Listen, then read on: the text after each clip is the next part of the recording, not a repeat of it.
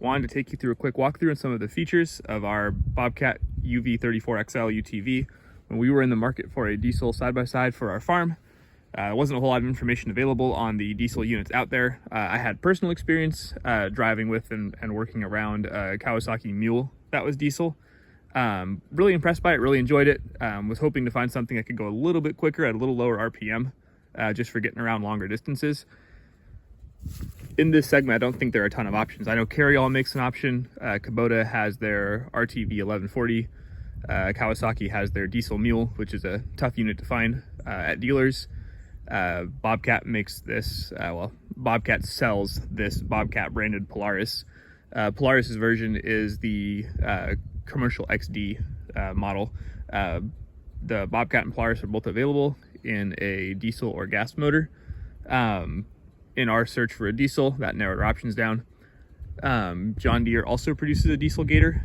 When comparing these options side by side, some of the biggest differences are around the powertrain itself and the transmission, and then the maker of the unit.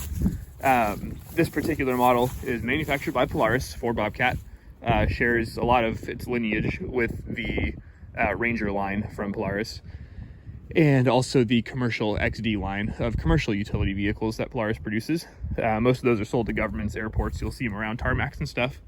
So when we were looking for a diesel, one of the things we wanted was faster speed. Top speed on this is about 35 on flat ground. It does take a while to get up there, but it does cruise about 35 miles an hour at 3,600 RPMs, which means we can comfortably cruise 25 at about 3,000, 3,200 RPMs. So it's nice to be able to run this without redlining the motor the entire time if you want to cruise down a longer distance.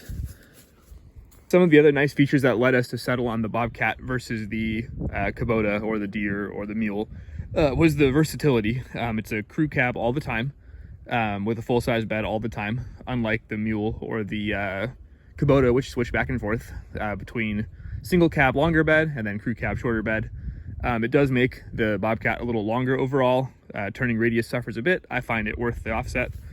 One of the other big benefits is that Bobcat is using a Kubota branded diesel in their side-by-side, and then that is mated to a Polaris CVT transmission, 2-range, high and low. So here's specs on that Kubota motor. It's 3-cylinder diesel. I believe it's 0.9 liter. And I think it's about 24 or 23 horsepower, something in that range. It's enough to get around pretty well. One thing Polaris and Bobcat have done that's really nice is made this a super user-friendly and easy to maintain vehicle. Everything is easy to get to, everything is accessible. Alternator, full-size 140 amp alternator right there, makes it great for running higher power, higher draw accessories. Also helps keep the battery just topped up in good condition. The battery itself on this unit is actually rear seat on the crew cab model under this little access panel. So it's a full-size vehicle battery in here. Good starting crank amps. Good storage inside the cab. There's some trash we picked up in the field, blew over from the neighbor's yard. Oil filter, easy to access. Oil dipstick, easy to check. Both of those are right here.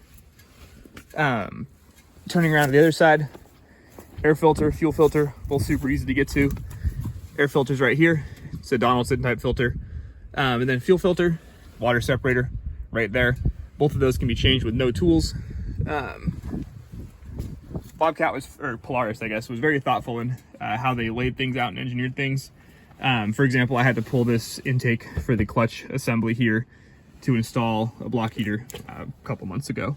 And even little details like the access holes here that allow you to get to the screws underneath without having to pull additional panels off. Other items I've noticed are nice is that brand name Breeze and Norma hose clamps are utilized throughout the vehicle, all stainless steel. Everything appears to be of a very good build quality. Going around the front here, I pulled the access panel off for the hood. You can see the cooling system's right up here. Radiator, easy to fill. Overflow bottle, easy to check. Intakes here for fresh air for the motor through the air filter and the clutch.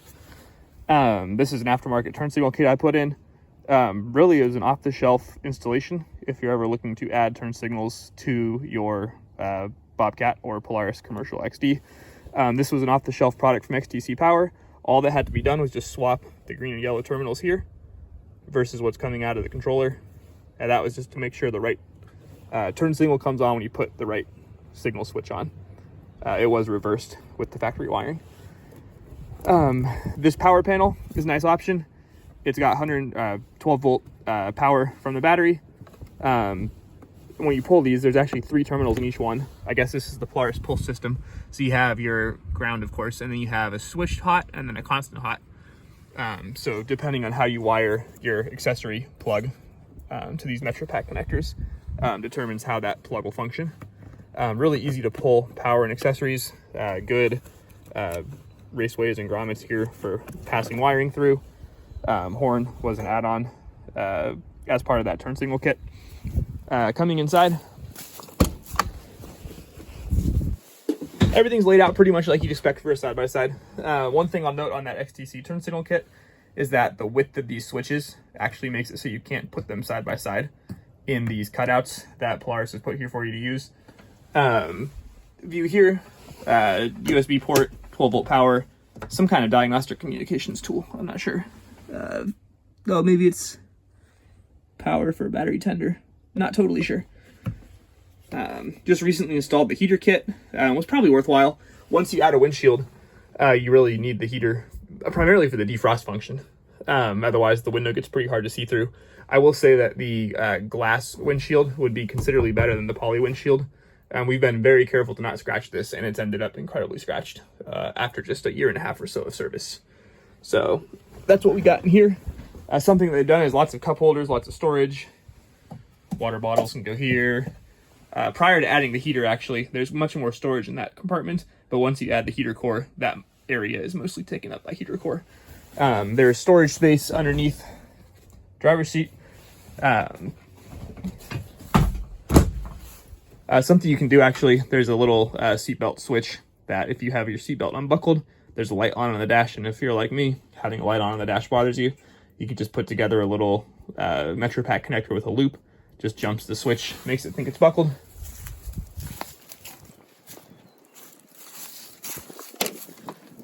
Over here, storage in the doors. Manual windows. Doors are pretty good quality. Doors are fairly expensive. This unit just comes base with no options, no roof, no windshield, and you can add whatever you want. So up here, another bit of storage. There's access to drive shaft passes through there, coolant lines, and then your 2 intake air lines for the clutch and the air filter. And then this is actually just wiring that I ran front to rear for the turn signal kit.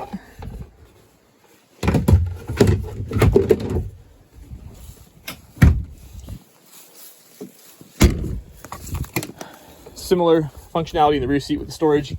Flip up here and battery access, cup holders, grab handles. You can add an extra pulse bar to the roof if you want to have power to the roof or to the rear.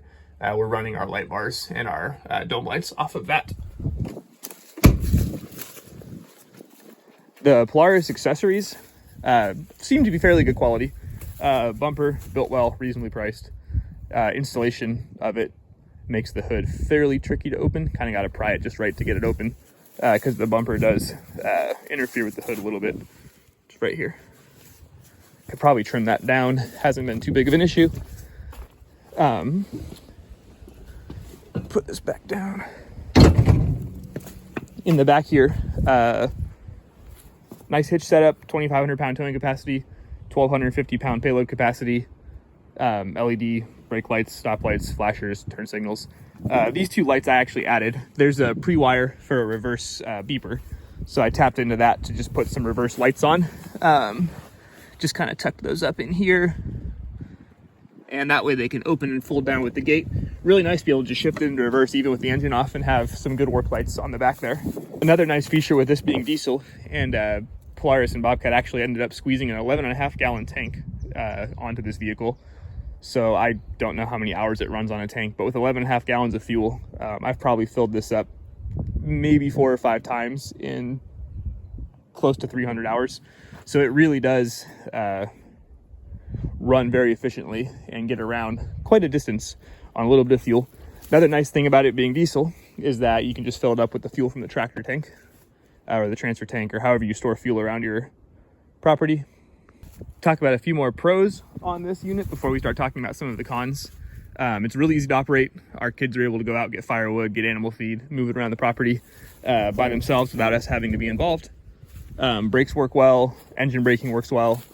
As for some of the downsides, or at least perceived downsides, the entire underneath is a giant plastic skid plate, which I'm assuming is probably fairly common or standard for all of the Polaris products.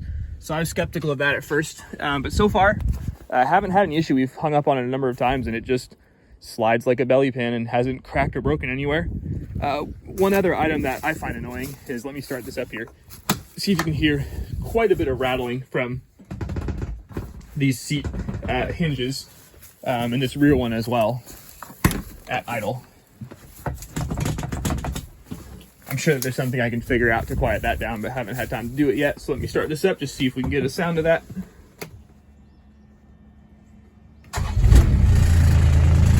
So fairly basic display, probably the same one that's in the Ranger. You can flip through, see odometer, hours, stuff like that, engine temperature. Yeah, let me get off the seat. See if we can hear that rattle.